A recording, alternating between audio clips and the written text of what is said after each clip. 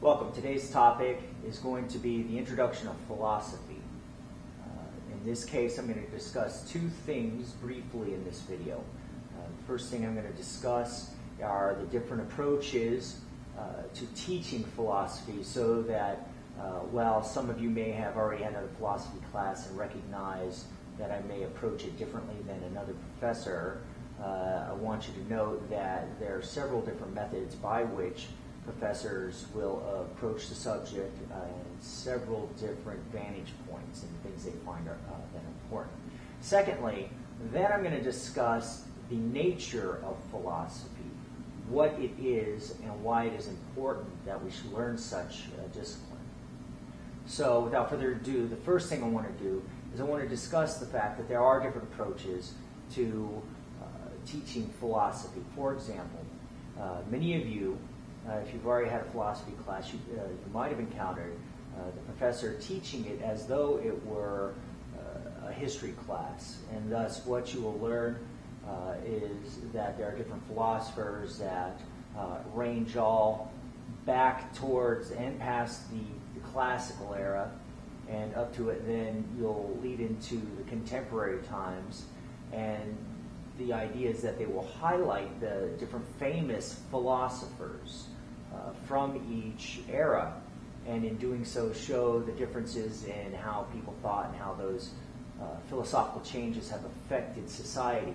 Now, that is a fine approach, and I actually believe that that is highly important, and without that approach, we would also have a hard time recognizing that changes in philosophical views correlate with the changing of governments throughout history and the different various movements, be it political or ethical, throughout history. You could always correlate those with different changes in philosophy. So this is a great approach, but this is not necessarily the approach I take. Another approach is the interesting topic approach. This is where a professor will come in and say, well, we have an instance of what's going on in culture today. What do you think about this, and how might we solve these issues? Now, this too is an important approach to philosophy, specifically because we do deal with topics every day. We live our lives and encounter the goings-on of the world, and we want to know how should we then live given what is happening around us. And so these topics emerge, and we want to know how we must deal with them in the like. And thus I also find that to be a great approach to the subject. Finally, and this is generally the approach I take, is that I break my philosophy classes down into the three main subdivisions, and from these subdivisions we will solve these problems or approach these interesting concepts. And we could also see throughout history that that is exactly what the philosophers of the past were doing, and thus what we're really doing is learning how to do the things that the philosophers of which we know, like Aristotle, Plato, Socrates, Kant, Leibniz, Hume, and the others, we learn to do what they were doing. And thus we become philosophers in our own right. Will we become famous philosophers? Well, I would love to think that our names will one day be written down in books, but I think what we really should be content with is that we have learned to approach subjects from the more philosophical approach, in that we can solve these problems that come upon us on a day-to-day basis, or that even if we can't solve them, we could understand them and we could look at them with a little more clarity than we have in the past, and that we could also see where other individuals are coming from when they solve those problems, that they may have some philosophical predisposition that has led them to a conclusion, and perhaps it's even unreflective. So that is the reason I choose this, is because I want you guys to become aware of the philosophical predispositions that you have.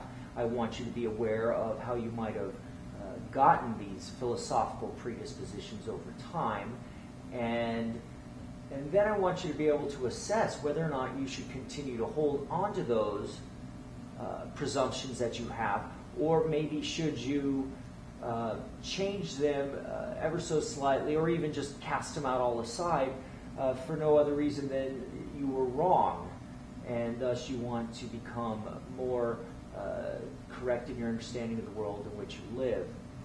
So, with that is one of the reasons, obviously, or one of the two topics I want to discuss, the different approaches. I want you to note that if you ever take any other philosophy class, they may come at it from this approach. If not, they will come at it probably from one of those other two means. Now, the way I do it is, again, I will break it down into its three areas of study.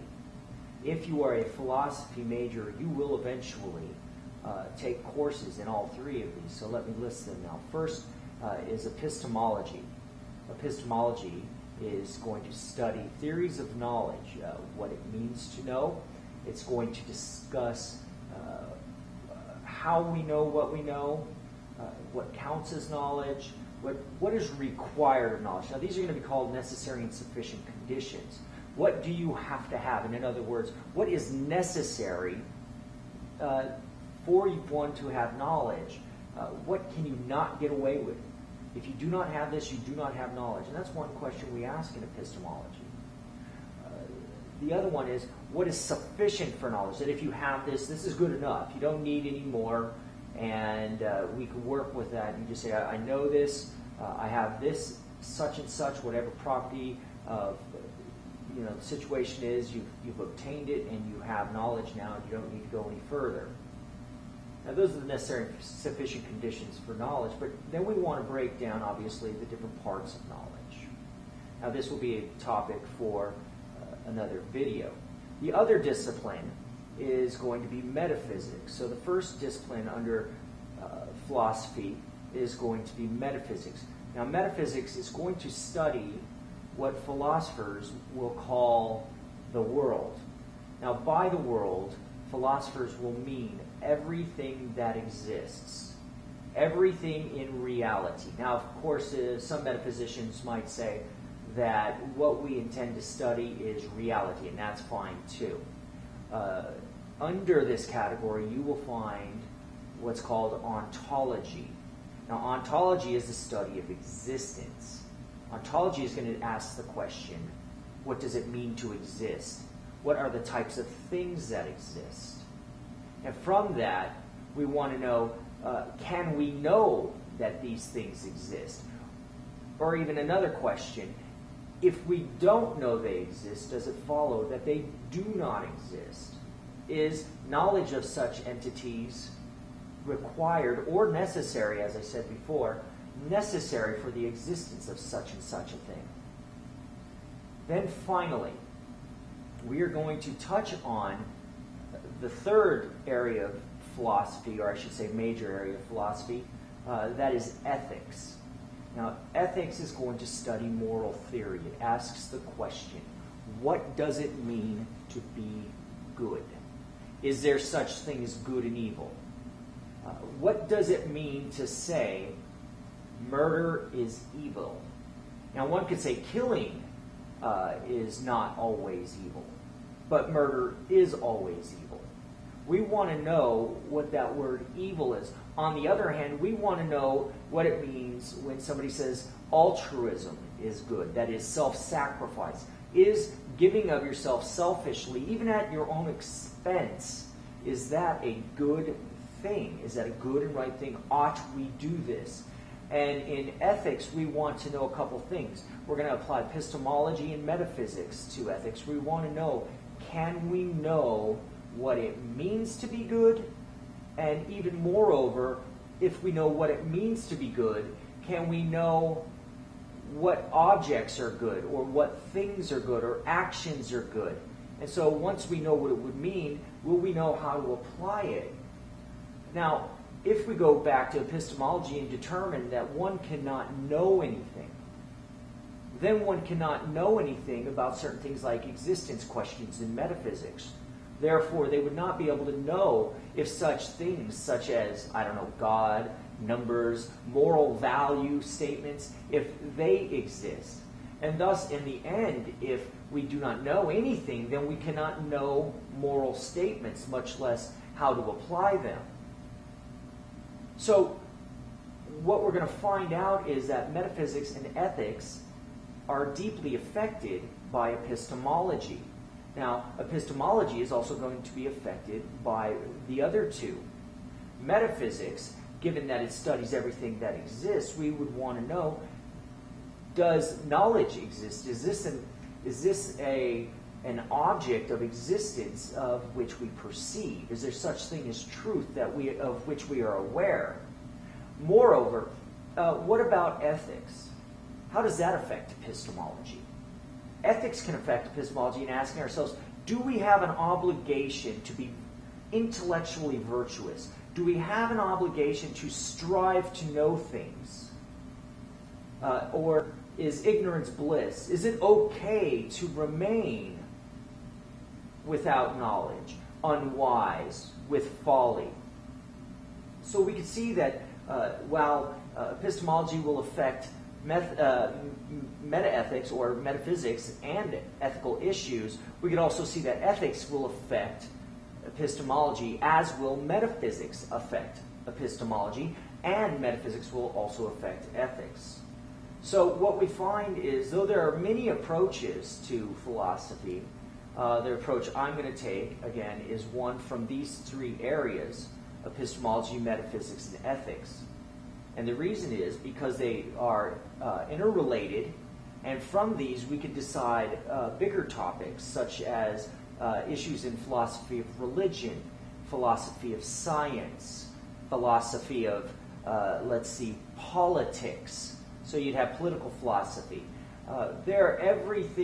Philosophy of mind. Now these things are all going to be touched on by the three main areas of inquiry, and there will be a couple others. One will be methodology, and another one will be logic, and those will be tools, of course, that are used, and those are going to be integrated in each one of those three disciplines, and you will either take a separate course on them, or you will learn them as you go throughout philosophy.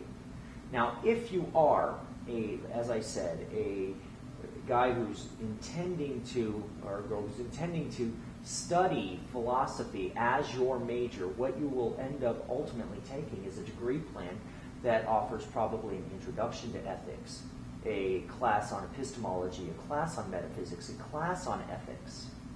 And then you will take upper level courses that apply these areas to your area of interest. For example, you would be taking in certain metaphysical courses such as philosophy of mind or consciousness. You could take in ethics courses metaethics, or you could take ethics focused on bioethics, or ethics of war, just war theory, in other words.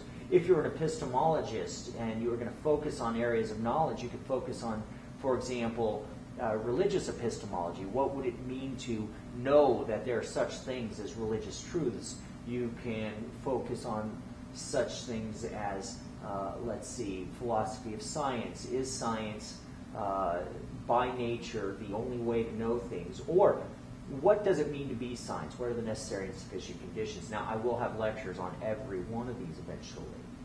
But for now, I want you to understand that these three areas, ethics, epistemology, and metaphysics, are the three main courses, so to speak, from which you will jump off into any philosophy degree. Now, that's why the introduction to philosophy only gives you a little helping of each, and it wants to literally introduce you. So, if you understand that I'm going at it from not a historical approach and not an interesting question approach, though these will be used in any introductory course, so it will be history and will be interesting questions, I want you to understand why I want you to be introduced to those main three themes or courses in philosophy. It is because from those you can make these bigger decisions and explore those greater options. So with that, I want you to pay attention to the next lecture, which will start you off with the nature of philosophy. What is philosophy by nature? And how do we understand it?